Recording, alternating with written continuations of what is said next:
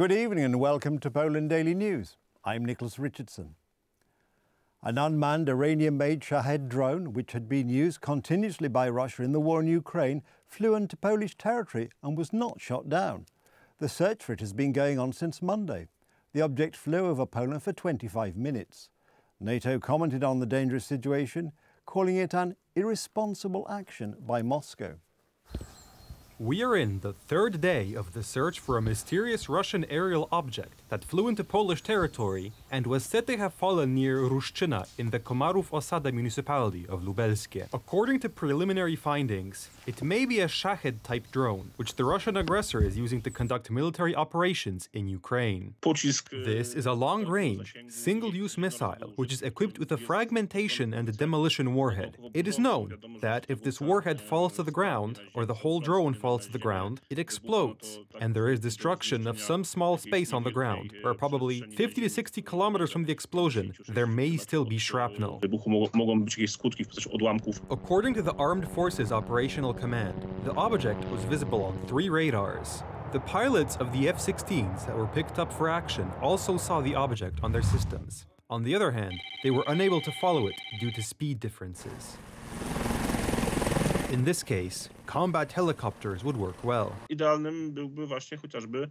ideal one would be the Apache, where the helicopters are equipped with a very effective observation system, and targeting is slow enough that it could keep up with Shahed and keep an eye on it.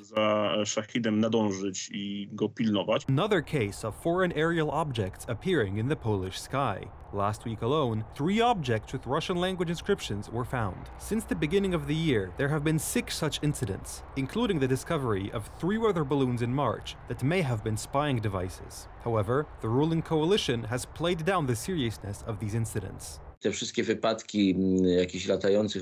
All these incidents of flying objects, they were only a burden for the Law and Justice Party in terms of media coverage, because it happened under their government. Today, when we have many more such incidents under the Civic Platform government, everything is fine.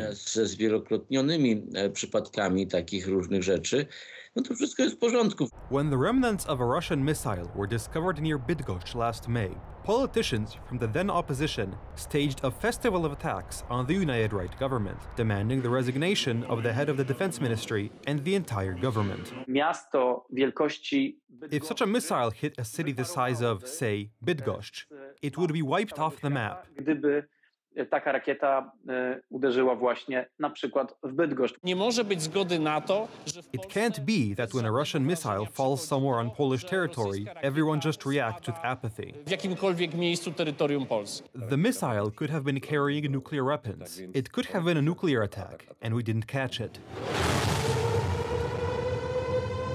This one piece of information should be the death knell for the entire government. When Donald Tusk is in power in smiling Poland, there is no problem when a drone flies and that they can't find it for days. A drone made by Iran, equipped with explosives. Since Donald Tusk came to power, the media has not kept an eye on him as it did on his predecessors. The Prime Minister is given media protection and explanations for even the most outrageous actions of his government, and holding him accountable is not considered. Marcin Bakalarski, Republika. A presentation of the first 5th-generation F-35A Hussarge multiple fighter for the Polish Air Force took place at Lockheed Martin's facilities in Fort Worth, Texas. The fighter, handed over to Poland, along with another machine, is scheduled to arrive at Ebbing Air Force Base in Arkansas in December, where the training of Polish pilots will begin. This is the world's most technologically advanced fighter jet. Its systems completely changed the philosophy of not only air combat, but in general, the entire battlefield and the area that is under the operational control of the Army. The F-35 multi-role fighter is a completely different level in military aviation. The fighter that outclasses all other Russian machines is actually a new generation weapon. Even the pilot, sitting in the F-35, does not see the aircraft. To him, it seems to glide through the air. That's why it's so advanced that you can say it's already a war and a new generation weapon. The most important thing is what the F-35 can see and hear. while being neither seen nor heard itself. Thanks to its design, this aircraft is also more difficult to detect for enemy radars. And thanks also to its electronic warfare system, it can further jam these radars, especially those of Russian manufacture. 5 sensors are responsible for the F-35's capabilities, which by combining data acquired during flight, send information not only to the pilot, see what no other fighter can see, but to command centers and other units at sea and on land. In this way, they build a kind of map of the battlefield situation.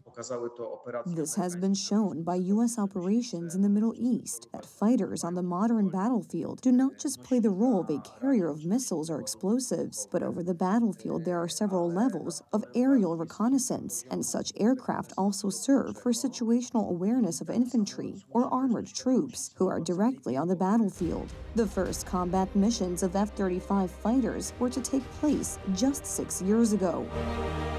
Improvements are still being made, and the system is being updated based on new data, obtained, for example, from the battlefield in Ukraine. The new government is already bragging about purchases initiated by the previous United Right government. The same is true in the case of the F-35s. Almost the entire leadership of the Ministry of Defence went to the United States, apparently to warm up in the glare of the media spotlight. The problem is that the technical modernisation of the Polish army does not consist only of media appearances, and many of the contracts initiated by the United Right, including the production of K2 tanks in Poland and the delivery of US HIMARS rocket launchers, seem to be held up by Donald Tusk's government. Deputy Minister Paweł Bejda decided personally to receive the F-35 aircraft produced in the United States for Poland. Continuing my trip to the United States, I visited the Lockheed Martin facilities and production line where F-35 aircraft are being manufactured, including for the Polish Armed Forces. We are ready for today's presentation ceremony of the first aircraft produced for Poland. However, the purchase of 36 state-of-the-art fifth-generation American aircraft is the work of the previous authorities of the Ministry of Defence, headed then by Mariusz Błaszczak. This is a historic event. It is a breakthrough, just as it was a breakthrough to receive F-16s more than 20 years ago. Receiving F-35s is another breakthrough. I am glad that today the first F-35 will reach Polish pilots. 4 years ago, the Ministry of Defence signed a contract for the delivery of 32 F-35A aircraft for $4.6 billion at the time. It was the second largest arms contract in Polish history. Politicians from the then opposition led by Donald Tusk protested loudly, arguing that the Ministry of Defence could have spent the money allocated for the F-35 better. Just go back those 4 years and read what they were saying. They argued that the F-35s were useless to the Polish military, that we wouldn't benefit from the capabilities that these aircraft offer. This is what the then Polish ambassador to the United States, Richard Schnepf, today Tusk's nominee for Poland's diplomatic post in Italy, said. Looking for data on the F-35, I saw what Sputnik wrote, a magazine that is distributed here, a website that proves that the Soviet Su-55 is better and half the price. Today, however, for the current authorities of the Ministry of Defence, the issue of the previously criticised contract for American aircraft is so important that a large group from the Ministry of Defence went to the United States. There are some who even puff out their chest to receive medals. Such a prime example is Minister Tomczyk, who does not oversee armaments policy, does not know anything about armaments, is not responsible for it in the Ministry of National Defence, yet has just flown to the United States. The problem is that not much is happening with some of the other contracts signed by the United Right. The ministry is run by a person who doesn't have the slightest idea about defence issues, and the real minister, a kind of super minister, is Cezary Tomczyk, who also has a very weak understanding. Because the problem is, among other things, the contracts for 500 HIMARS missile launchers and the production of Korean K2 tanks in Poland. It is not at all clear what Tusk's team is up to when it comes to modernising the army, except that they are finishing the contracts they had to finish and trying to cancel the rest. Fortunately, Tusk's government did not succeed in cancelling everything. The delayed executive contract for the Apache attack helicopters contracted by the Law and Justice Party was recently signed, albeit reluctantly. But there are other problems with the technical modernisation of the military, such as with increasing the production of artillery ammunition. Radosław Jankiewicz, TV Republika. The recent volcano eruption on the Reykjanes Peninsula in southwestern Iceland sent a cloud of sulfur dioxide southeast to reach northern and western Europe. The British are closely watching the sulphur cloud, and in their opinion, the poisonous elements could reach even as far as Poland. The Copernicus Atmosphere Monitoring Service, or CAMS, released an animation showing this plume of sulphur dioxide as it moved towards Europe after the volcano erupted on the 22nd of August, spraying red-hot lava and smoke in its 6th outbreak since December. The animation showed the plume moving across the North Atlantic, reaching northwestern Europe on the 24th of August and continuing east in the following days. According to CAMS, satellite observations of the plume height indicated that the highest concentration of sulphur dioxide was between 5 and 8 kilometers in the atmosphere, while forecasts and service measurement sites also showed some increased concentrations at ground level. They added that the plume was not expected to have major impacts on air quality or health. That's the news. Thank you for watching, and from me, it's have a good night and a better tomorrow.